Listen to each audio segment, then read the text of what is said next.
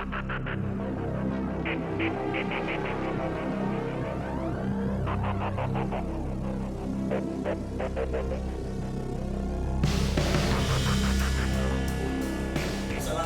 warahmatullahi wabarakatuh. Salam sejahtera buat kita semua, para pemuda harapan bangsa dimanapun berada. Kali ini kita akan laksanakan acara dialog dengan para pemuda dengan tema generasi muda harus mampu melihat cahaya masa depan sejak dini agar tidak kelam dan tersesat di kemudian hari. Selamat datang para pemuda sekalian yang mengikuti acara hari ini untuk melawan lupa, karena pada hari besar perjuangan pemuda pada 28 Oktober 1928 yang kita peringati sebagai Hari Sumpah Pemuda. Untuk itu nanti mulai dari sebelah kiri saya untuk memperkenalkan diri. Silakan. Perkenalkan, nama saya Edward Setiawan Halu. Saya berasal dari Polres Nusa Tenggara Timur. Saat ini sedang kuliah di Jakarta. Saya Pensiono Hartono Sastra Negara, saya seorang akademisi dan juga jurnalis. Saya Susan Andira dari Indramayu. Ya, terima kasih. Saya Aji, saya pemerhati ekonomi dan energi, terutama energi terbarukan. Kenalkan, nama saya Muhammad Jamiat. Saya aktif di organisasi penolakan penggusuran. Baik, terima kasih. Tentunya juga biar para pemuda mengenal saya juga akan mengenalkan diri. Nama saya Gautama Wiranegara. Saya asli dari Jawa Barat, bangsa Indonesia. Baik, kita lanjutkan untuk diskusi tentang Hari Sumpah Pemuda ini. Yang ingin saya tanyakan, bagaimana harapan bagi pemuda melihat masa depan? Dan apa yang dirasakan ketika bicara tentang sumber daya manusia, apakah sudah tercapai? Silakan mungkin dari Bung Jamiat. Baik, terima kasih Bang. Saya sebagai anak muda melihatnya sangat berkembang. Tapi perkembangan itu secara selektivitasnya tidak kepada kaum muda, karena kaum muda tidak pernah diberikan ruang untuk berkembang atau berkreativitas. Mungkin itu dari saya. Terima kasih dari Bung Jamiat tadi bahwa untuk sumber daya manusia pemuda ini sudah berkembang, cuman masih dalam keterbatasan gitu. Bagaimana dengan Bung Edward? Kita sebenarnya bangsa Indonesia punya potensi besar terhadap sumber daya manusia dari pemuda, khusus secara nasional. Nah, kemudian potensi-potensi ini adalah kemudian yang harus dimanfaatkan oleh pemerintah, bahwa kami sebagai generasi muda punya potensi untuk bisa bergaining di dunia nasional ataupun dunia internasional. Nah, ini harus diperhatikan oleh pemerintah sebenarnya. Kalau ditanya soal sumber daya manusia, saya pikir kita punya sumber daya yang mumpuni sebenarnya. Baik, jadi sumber daya manusia dari unsur pemuda ini sudah sangat luar biasa. Tinggal bagaimana pemerintah memanfaatkan ini. Silakan dari Mbak Susan mungkin. Saya sebagai perempuan masih banyak yang putus sekolah dan ingin jenjang yang lebih tinggi lagi. Ya itu jadi terkait sumber daya manusia ini kan tergantung kemauan dari pemerintah, juga dorongan masyarakat, bagaimana membudidayakan dan juga memberdayakan kebiasaan untuk menjadi orang yang berkualitas.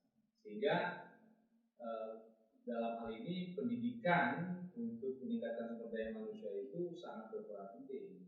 Maka pendidikan itu dia harus menciptakan, melahirkan, dan membangun manusia Indonesia seutuhnya.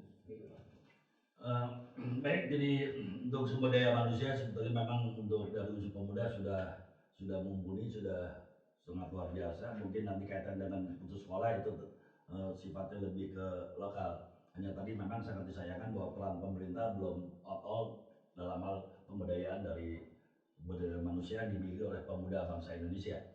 Baik, saya lanjutkan, bagaimana generasi muda untuk berjuang untuk masa depan sebagai pengganti dari generasi tua, ya, generasi pendahulu kita.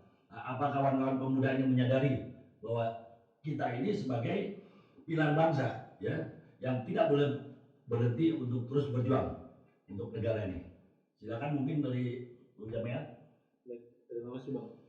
Terkait masalah penerus atau estafet yang harus saya raih, untuk saat ini peran pemuda sangat pengaruh dari aksi dia menyatakan sikap, dari hal-hal yang anak muda lakukan. Tapi balik lagi, perannya pemerintah terhadap anak muda terlalu menganggap sepele, bahwa anak muda ini tidak pernah mengerti hal-hal yang sifatnya sensitivitas terkait masalah politik atau regulasi-regulasi yang terjadi hari ini.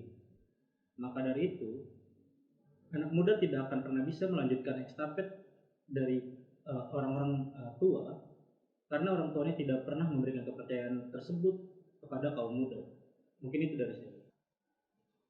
Apakah ada kecenderungan yang pemuda ini hanya memikirkan dirinya sendiri, ya, sehingga untuk berjuang terhadap bangsanya ini agak terabaikan, walaupun tadi sudah sampaikan bahwa punya yang tinggi sekali, cuman ada kecenderungan bahwa dia hanya memikirkan dirinya sendiri. Nah, jika dikaitkan dengan ada akses-akses seperti misalnya masalah pendidikan, kesehatan, dan juga dalam bidang usaha. Nah, bagaimana para pemuda melihat ini, akses-akses ini, peluangnya bagaimana? Silakan dari Gini bang.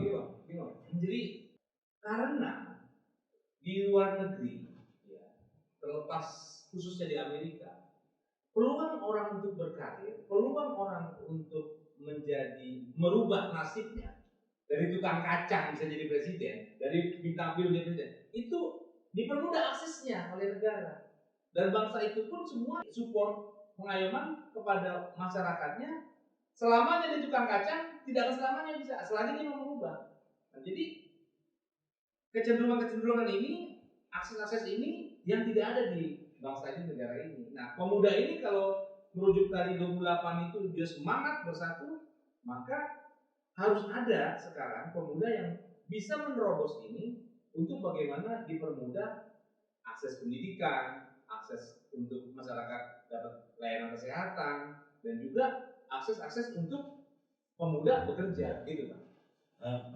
Jadi disampaikan bahwa kalau di luar itu peluang ini ada dari yang dia pekerjaan kecil menjadi besar. Iya. Tapi kan di Indonesia juga sudah ada, sudah dicontohkan, regulasinya juga ada di bidang politik misalnya. Ya contohnya Bapak Presiden kita lah, dulunya pekerja apa, sekarang jadi presiden. Kan itu sama juga mungkin. Nah, tentunya coba para pemuda ini melihat bahwa akses untuk masalah-masalah pendidikan tadi, masalah kesehatan, dan upaya untuk bekerja, kira-kira bagaimana peluang ini kalau dilihat dari situ? Ya sebenarnya begini Bang, kalau kita flashback ya sebelum reformasi itu ada struktur yang sudah terbentuk di tingkat desa pun sudah ada. Ada yang namanya Karang Taruna. Karang Taruna ini kan diperuntukkan untuk pemuda berkreasi. Ya, di setiap desa sampai ini masih ada namanya ketua pemuda. Ya, di situ adalah wadahnya anak-anak muda, baik itu mau belajar masalah bisnis, mereka mau meningkatkan potensi mereka dalam bidang olahraga dan lain-lainnya ada di situ sebenarnya. Namun yang kita sayangkan, organisasi kepemudaan ini setelah era reformasi tidak terperhatikan lagi, sehingga ini hilang dengan sendirinya. Sebenarnya ini sudah ada strukturnya, dan sampai hari ini saya pikir masih ada di semua desa strukturnya. Tapi kalau kita lihat implementasinya, apakah mungkin nama ada, bentuknya ada, kegiatannya nggak ada. Nah, di sini yang perlu kita analisa, apa ya yang harus diperhatikan atau diberikan oleh pemerintah saat ini untuk membangkitkan kembali atau merestrukturisasi kembali organisasi kepemudaan yang sudah ada sejak dahulu kala. Ya, kita lihat inilah sebagai suatu tantangan bagaimana kita kembali menarik pemuda-pemuda kita, ya, agar kembali peduli dengan masyarakatnya atau dengan desanya, karena kekuatan sebuah bangsa itu dimulai dari desa, bukan dimulai dari kota. Nah, kalau ini kita bangkitkan kembali, terstruktur dengan baik, saya pikir negara ini juga akan lebih baik dan regenerasi akan terbentuk dengan sistematis dan otomatis. Saya pikir itu dari saya, Pak. Baik, terima kasih. Jadi tadi sampaikan bahwa organisasi kepemudaan yang ada di desa waktu itu sudah berkembang dengan baik, tapi pasca reformasi justru agak terabaikan kan begitu. Nah, ini perlu dikembangkan kembali sehingga memudahkan pemuda ini yang dimulai dari desa untuk mendapatkan suatu usaha pekerjaan. Nah, mungkin nanti kalau dikaitkan dengan masalah peluang-peluang di masalah pendidikan kesehatan, bagaimana Mbak? Menurut Mbak? Baik, saya sendiri pun di desa saya sendiri susah untuk mencari pekerjaan. Mungkin dari punya minat.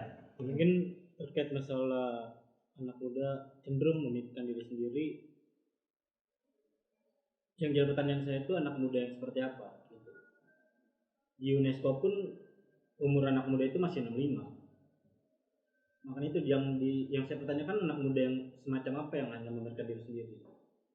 Saya rasa kalau melihat di umuran saya, terus teman-teman mahasiswa, saya rasa untuk memikirkan diri sendiri itu tidak. Kita bisa dibuktikan dengan gimana dengan disahkankan Omnibus Law, disahkankan undang-undang yang tidak pro rakyat, yang dimana kaum muda itu turun ke jalan. Kalau kaum pemuda hanya memberikan diri sendiri, saya rasa tidak akan ada yang namanya pernah turun ke jalan untuk menolak regulasi-regulasi yang tidak pernah pro rakyat. Makanya yang saya pertanyakan ini, anak muda yang seperti apa yang memikirkan yang hanya memberikan diri sendiri terkait masalah akses pendidikan, kesehatan, bahkan pekerjaan. Kita bisa lihat sama-sama di lapangan seperti apa. Secara intimidasi terhadap kaum miskin ketika masuk di dalam rumah sakit, kita bisa lihat seperti apa.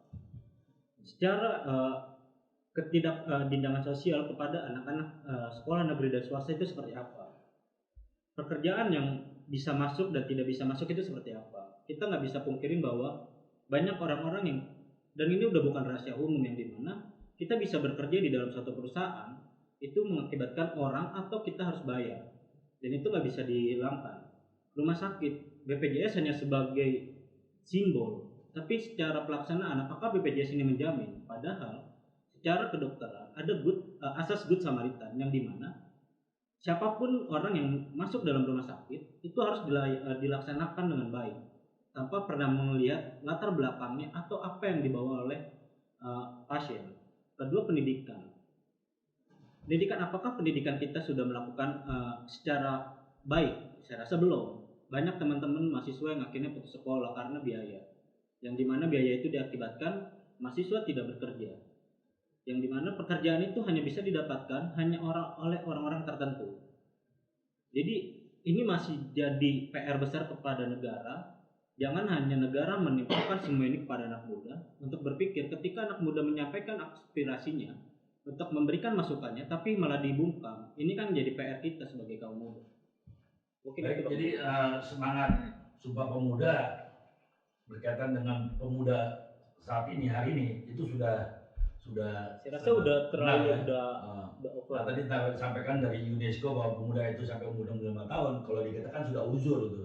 Ya kan? Sudah uzur lah. Memang ada batasannya, tapi tidak sampai 65. Nah, mungkin gimana menurut Bung Edward? Ya Bang, saya sepakat soal misalnya tadi bilang soal kita pemuda ini selalu dibuka. Tadi mengenai bicara soal amat reformasi, saya pikir salah satu amat reformasi adalah kita semua diberi peluang, siapapun. Kemudian pemerintah memberi peluang kepada kaum muda untuk melakukan kreativitasnya atau menyampaikan aspirasi. Tapi kan selama ini peluang-peluang itu kemudian dibatasi oleh regulasi-regulasi pemerintah. Nah, contoh konkretnya adalah selama ini kan misalnya dari sektor pendidikan, kesehatan, dan segala macam sektor itu kan untuk kita mengurus segala sesuatu itu sulit gitu. Bagaimana kemudian kaum menengah ke bawah, kaum miskin ketika mengurus hal-hal yang sifatnya administratif itu susah gitu. Menurut saya secara pribadi adalah sudah saatnya bahwa pemuda ini harus bergerak secara independen, karena memang selama ini yang bisa dipungkiri bahwa banyak pemuda yang kemudian orientasinya adalah soal duit lah, soal uang. Jadi orientasinya adalah soal jabatan-jabatan yang diinginkan. Jadi tidak punya nilai jiwa-jiwa semangat juang yang sudah diamanatkan pada 1928 sebagai pelopor kemerdekaan. Pikir itu. Baik, pada intinya bahwa ada pernyataan bahwa kecenderungan pemuda ini hanya memikirkan diri sendiri, itu tidak sepenuhnya kan gitu. Artinya masih banyak lah pemuda bangsa Indonesia yang peduli terhadap bangsanya, hanya di dalam melihat kebijakan-kebijakan regulasi yang berkaitan dengan masalah untuk tempat usaha pekerjaan, pendidikan, kesehatan. Ini yang perlu ada perbaikan atau aturan-aturan regulasi dari pemerintah. Saya rasa itu. Baik, kita lanjutkan. Nah, selanjutnya apakah pemuda Indonesia ini, kan ada statement nih, ada statement bahwa pemuda bangsa Indonesia ini merasa rendah diri ya, jika berhadapan dengan pemuda bangsa lain atau dari bangsa asing. Ada semacam itu. Nah, bagaimana menurut Bung Edward? Saya pikir itu sebuah challenge sebenarnya. Jadi saya secara pribadi sih tertantang dengan pemuda-pemuda di negara lain. Jadi mereka sudah berumur 18 tahun, 19 tahun, sudah bisa menciptakan sebuah karya. Kenapa Indonesia tidak bisa? Nah, itu menjadi pertanyaan reflektif. Nah, ini yang kemudian harus diperhatikan pemerintah. Pemerintah menuntut peran pemuda untuk ikut berpartisipasi dalam membangun negara ini, tapi kemudian kita tidak pernah dibekali oleh ilmu pengetahuan yang cukup. Lalu kemudian soal fasilitas. Contoh saja di daerah-daerah saya tidak tahu di Jakarta, tapi di Indonesia Timur lebih umum, itu banyak infrastruktur yang belum mumpuni untuk kemudian menciptakan pemuda-pemuda yang berkompeten, gitu, yang berkualitas. Nah, bagaimana kita mau bersaing? Saya pikir ini bukan soal rendah diri, tapi kita ditantang. Saya tertantang oleh challenge-nya seperti itu sebenarnya. Itu.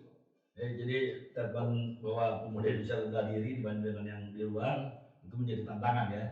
Namun juga disadari bahwa masalah ilmu pengetahuan, sarana-prasarana yang masih sangat terbatas. Bagaimana menurut Bu Jamia? Sebetulnya kita masih berani untuk adu kepada negara-negara luar. Tapi apakah negara menyediakan tempat atau memberikan ruang kepada kita sebagai anak muda untuk melakukan itu? Baik, terima kasih. Jadi pada intinya bahwa pemuda yang dimaknai dari semangat Sumpah Pemuda 28 Oktober 1928, ya kan, kita melihat juga di satu sisi oligarki saat ini berkuasa di segala bidang. Untuk itu para pemuda dan mahasiswa dan sebagainya harus bisa kompetisi, ya kan. Dan kalau kompetisi tidak juga mencapai sasaran, tentunya kita tempatkan oligarki menjadi musuh kita bersama, begitu ya. Baik, terima kasih. Jadi untuk kesimpulan ini semua, yang intinya bahwa generasi muda ini harus mampu, ya kan, untuk depan melihat cahaya masa depan sejak saat ini, ya, sejak saat ini yang diilhami dari semangat Sumpah Pemuda, sehingga para pemuda kedepannya tidak terlena dan tidak sesat dalam mengisi kemerdekaan ini, mengisi pembangunan ini, melanjutkan para founding fathers. Nah, itu yang dialog kita kali ini, dan terima kasih untuk semuanya hadir di sini, para pemuda, dan juga sampaikan kepada rekan-rekan yang lain, pemuda yang lainnya, juga para pemuda yang menyaksikan dimanapun berada. Dan saya akhiri dengan mengucapkan wassalamualaikum warahmatullahi wabarakatuh. Waalaikumsalam.